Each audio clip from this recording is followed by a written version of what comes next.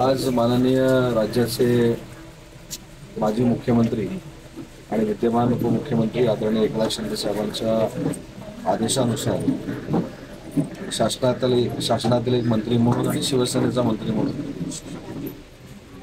ज्या सैनिकाच्या निमित्तानं आज आम्ही इथं आलो, ज्याचं दुर्दैवी निधन शहीद झालेलं आहे, त्यांच्या कुटुंबाला भेट देण्यासाठी आम्ही इथं आलेलो होतो. शरददादा देखील आहेत, आमचे राम रिपाळे देखील आहेत.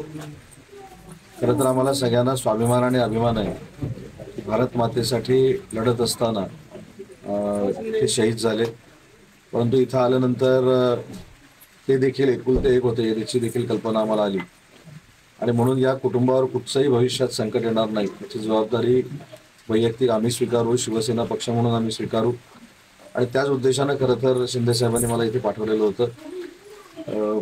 भविष्याच्या त्यांच्या पूर्ण आता दोन्ही वयस्क आहेत, परंतु त्यांच्या बहिणी आहेत, त्यांच्या पत्नी आहेत, त्यांना कुठेही शासकीय अडचण येणार नाही किंवा कुठचीही आर्थिक अडचण येणार नाही अशा पद्धतीनं आम्ही त्यांच्या सोबत राहू, त्यांच्या पाठीशी राहू, आज मी त्यांना आधार देताना शब्द दिलेला.